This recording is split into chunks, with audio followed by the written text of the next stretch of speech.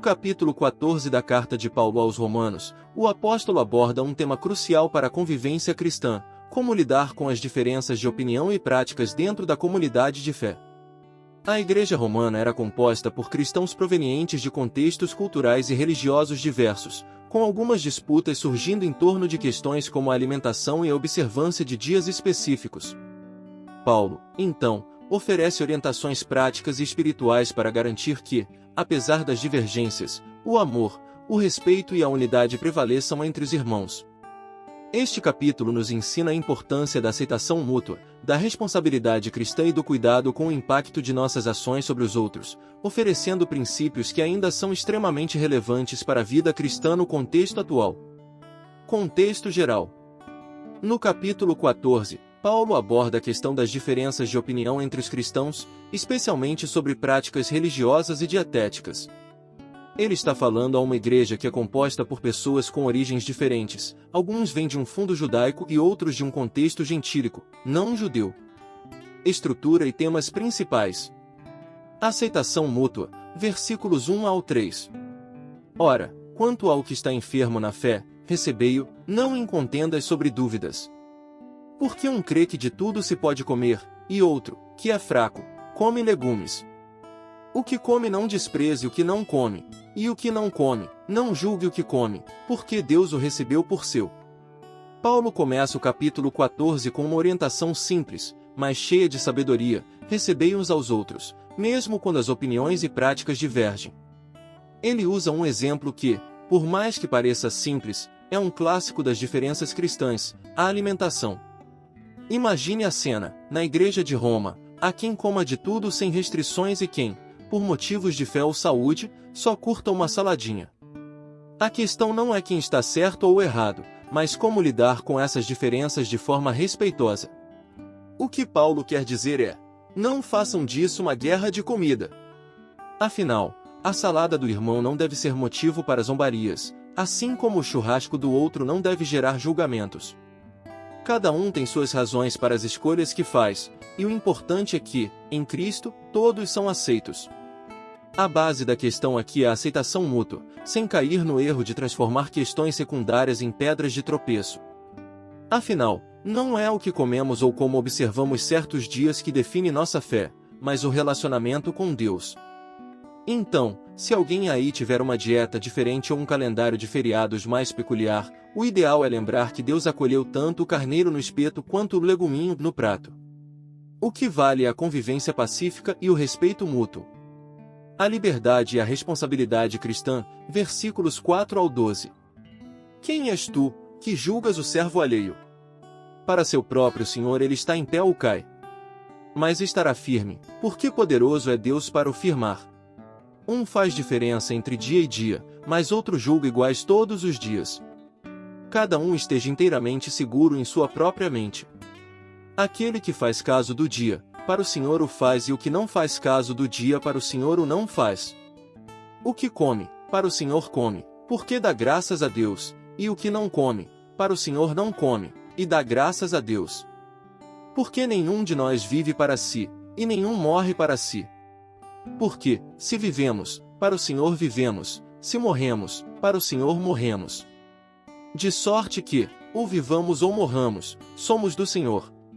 Porque foi para isto que morreu Cristo, e ressurgiu, e tornou a viver, para ser Senhor, tanto dos mortos, como dos vivos. Mas tu, por que julgas teu irmão? Ou tu, também, por que desprezas teu irmão? Pois todos havemos de comparecer ante o tribunal de Cristo. Porque está escrito: como eu vivo, diz o Senhor, que todo joelho se dobrará a mim, e toda língua confessará a Deus.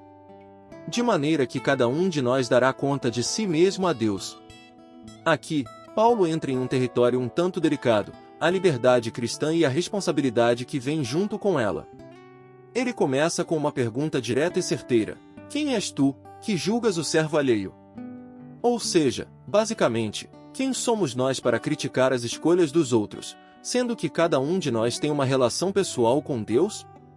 A resposta é clara: não somos ninguém para julgar, pois, no fim das contas, todos somos servos de Deus e Ele é o único que tem o poder de nos firmar ou deixar cair. Então, Em vez de apontarmos o dedo, melhor focarmos em nossa própria caminhada, né? Paulo também toca em outra questão relevante, as diferenças de observância de dias especiais. Alguns cristãos achavam importante celebrar certos dias, tipo os sábados ou festas religiosas, enquanto outros viam isso como algo irrelevante. A solução? Cada um esteja inteiramente seguro em sua própria mente. Não dá para ficar em cima do muro ou tentar impor nossa opinião ao outro, mas é essencial que sejamos firmes em nossas convicções, e o melhor, sempre buscando fazer tudo para o Senhor, seja comendo, bebendo ou descansando em um dia específico. E se o outro não faz a mesma coisa? Não é motivo para desprezo. O importante é que cada um age conforme sua fé e sua compreensão, e, claro, tudo deve ser feito com gratidão a Deus. A reflexão segue com uma lição poderosa: nenhum de nós vive para si, e nenhum morre para si. Isso significa que nossa vida cristã não é um individualismo egoísta, onde cada um faz o que quer e para quem quer. Estamos todos juntos nessa jornada, com o objetivo de glorificar a Deus e edificar o próximo. E isso inclui, até mesmo, as escolhas mais pessoais que fazemos. Mesmo quando se trata de questões aparentemente pequenas, como o que comemos ou como praticamos nossa fé, estamos sempre prestando contas a Deus. Aliás, Paulo vai direto ao ponto: todos havemos de comparecer ante o tribunal de Cristo. Se tem algo que vai acontecer com certeza, é que um dia todos nós estaremos diante de Deus. E na hora do encontro com o juiz, não vai adiantar discutir se você é mais flexível no quesito alimentação ou se faz questão de seguir os dias de descanso rigorosamente. O que realmente vai importar é como vivemos nossa fé, e se buscamos, de verdade, glorificar a Deus em tudo o que fazemos. Portanto, a lição aqui é clara: liberdade não é sinônimo de anarquia. Podemos ser livres para tomar nossas próprias decisões, mas, ao mesmo tempo, devemos lembrar que nossa liberdade vem com responsabilidade. Devemos viver de maneira que ajude, respeite e edifique os outros, sabendo que no fim, nossa verdadeira prestação de contas será feita diante de Deus. E aí, meu amigo, quem vai decidir se a sua escolha foi boa ou ruim não será o irmão que julga seu prato ou seu calendário, mas o Senhor que conhece o coração de cada um. Evitar ofensas. Versículos 13 ao 23. Assim que não nos julguemos mais uns aos outros, antes seja o vosso propósito não por tropeço ou escândalo ao irmão.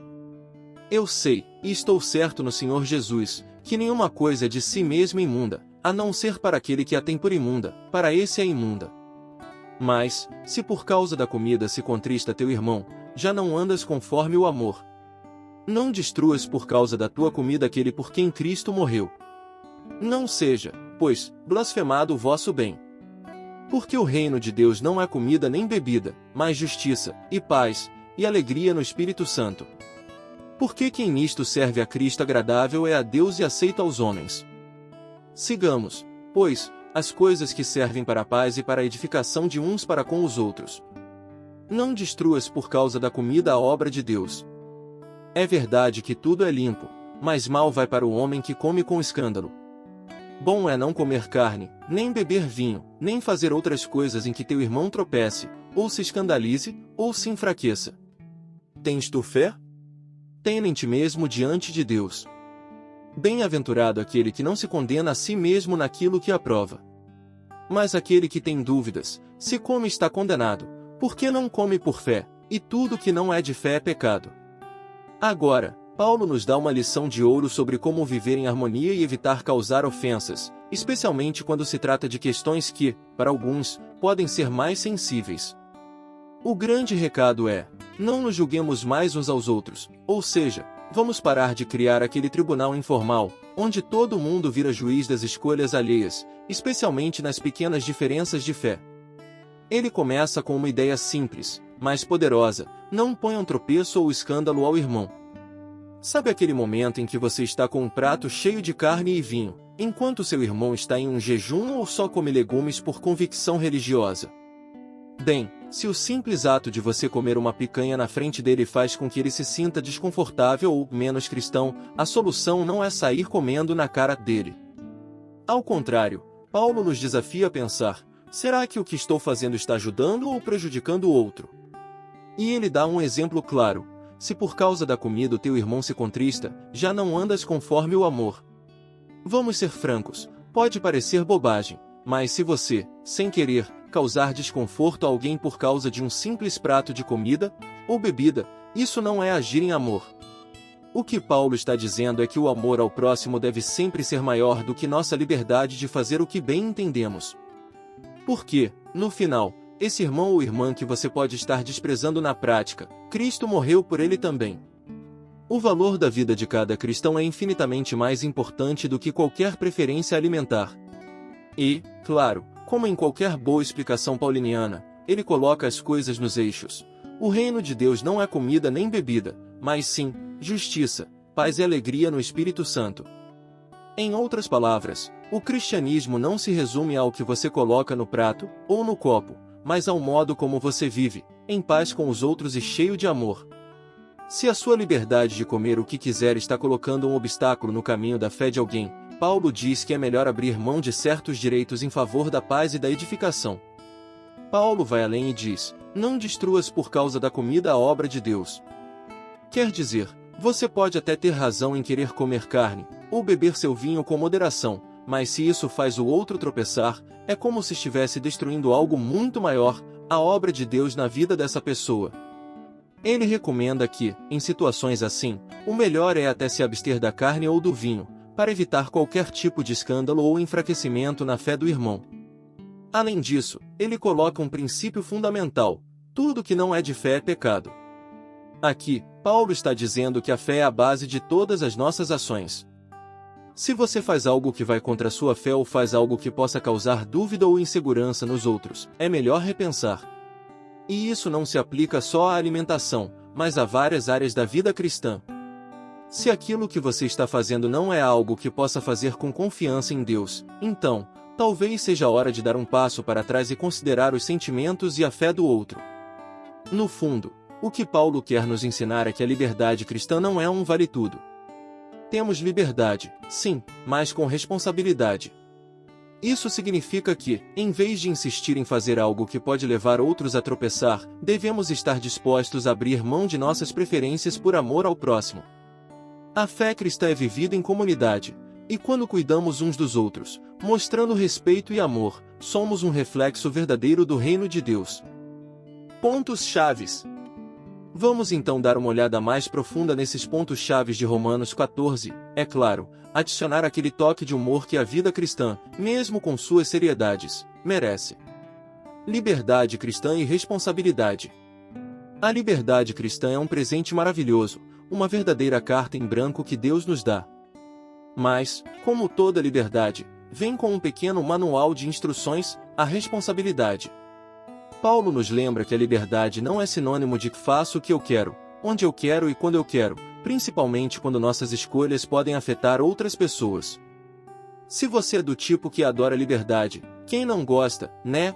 Lembre-se, sua liberdade de comer carne não pode ser a razão de um irmão se sentir desconfortável ou menos espiritual.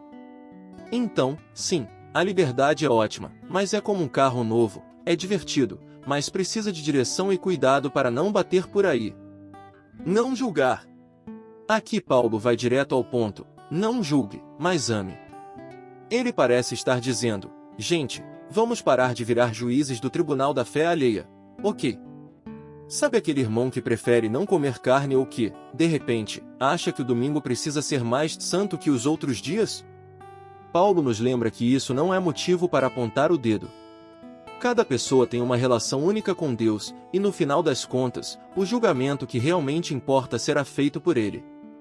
Então, ao invés de ficar vigiando a vida do outro, o ideal é focar no seu próprio caminho e, quando possível, apoiar o irmão a caminhar junto.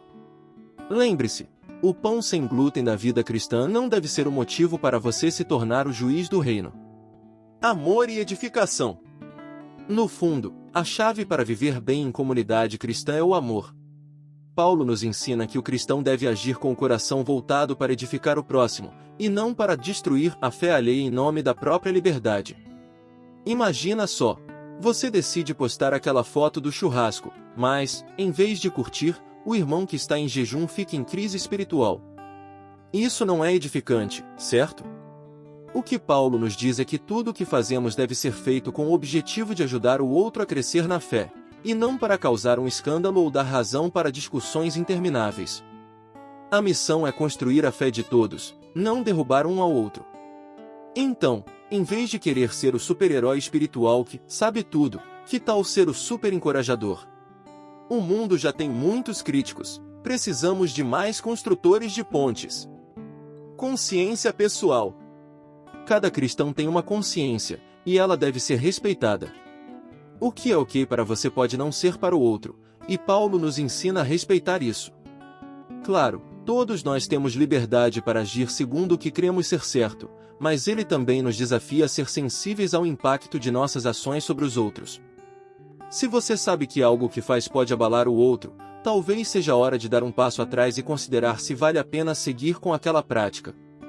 Vamos ser sinceros, ser um padrão de fé não significa simplesmente fazer o que você acha certo, mas agir com amor e consideração pelo próximo. Isso é o que significa realmente crescer na fé. Respeito e amor em meio às diferenças. Romanos 14 nos ensina a viver com respeito e amor, principalmente nas diferenças. Às vezes, dentro da comunidade cristã, surgem divergências sobre práticas e convicções pessoais. A chave não está em concordar sobre tudo, mas em viver juntos de maneira que a unidade seja preservada e a paz promovida. Paulo nos chama a manter um ambiente onde todos possam crescer na fé sem serem julgados ou desencorajados por suas convicções. Afinal, se todos nós quisermos ser mais parecidos com Cristo, precisamos agir como Ele, com respeito, com amor e, acima de tudo, com a intenção de edificar uns aos outros, sem criar uma guerra por causa de um simples prato de comida ou uma data no calendário. Aplicando Romanos 14 no mundo contemporâneo. Em um mundo cada vez mais diversificado e polarizado, os princípios encontrados em Romanos 14 oferecem uma orientação valiosa sobre como viver em harmonia apesar das diferenças pessoais e convicções variadas. Paulo nos exorta a aceitar uns aos outros, não para criar divisões, mas para promover a unidade e a paz dentro da comunidade cristã. Aceitação e respeito pelas diferenças. Romanos 14 nos lembra que a nossa fé em Cristo não nos chama a uniformidade em todas as questões, mas sim a uma aceitação mútua. Hoje, isso significa que devemos ser tolerantes com as diferentes opiniões e práticas dentro da comunidade cristã. Se uma pessoa tem uma maneira particular de praticar sua fé, como preferências sobre o que comer ou como observar certos dias, isso não deve se tornar um motivo de divisão. Devemos lembrar que o que importa é a nossa relação com Deus e o amor que mostramos uns aos outros. A importância do amor. O princípio central de Romanos 14 é o amor. Paulo nos ensina que, acima de todas as disputas sobre questões secundárias, o amor deve prevalecer. Em vez de criticar ou desconsiderar as práticas dos outros, devemos procurar compreender e apoiar. Em discussões modernas sobre política, estilo de vida, ou até mesmo nas redes sociais, a aplicação desse princípio pode significar optar por conversas construtivas e respeitosas em vez de debates acalorados e divisivos. A busca pela construção mútua. Paulo fala sobre evitar fazer algo que possa levar o irmão a tropeçar ou a se desviar de sua fé. Em nosso contexto atual, isso implica que devemos ser sensíveis ao impacto que nossas ações e opiniões podem ter sobre os outros. Se sabemos que uma certa atitude pode ser prejudicial para alguém, é prudente reconsiderar se vale a pena insistir nessa prática. A edificação da igreja e a preservação da paz devem ser prioridades em nosso comportamento. A liberdade e a responsabilidade cristã. Embora tenhamos liberdade em Cristo para tomar certas decisões, essa liberdade vem acompanhada de responsabilidade. Somos chamados a agir com consciência e amor, considerando como nossas ações afetam os outros e a nossa própria caminhada com Deus. Isso significa que, em vez de simplesmente buscar nossos próprios interesses, devemos buscar o bem-estar coletivo, ajudando a criar um ambiente onde todos se sintam aceitos e valorizados. Conclusão. Romanos 14 nos desafia a viver uma vida de aceitação, amor e respeito mútuo. Em um mundo cheio de divisões, o chamado para a unidade na diversidade nunca foi tão relevante. Como seguidores de Cristo, somos chamados a aplicar esses princípios com sabedoria, respeito e coração aberto, buscando sempre promover a paz e a construção mútua dentro de nossas igrejas. Ao agirmos com amor, cuidamos uns dos outros e fortalecemos a comunidade cristã, independentemente das diferenças que possam surgir. Agradecemos muito por você ter nos acompanhado neste estudo de Romanos 14. Foi um prazer refletir juntos sobre como podemos viver com mais harmonia e amor em nossas relações. Não perca o próximo vídeo, onde vamos explorar Romanos capítulo 15 e continuar aprofundando nossa jornada de fé. Até lá, que Deus abençoe sua vida e que você continue crescendo em sua graça.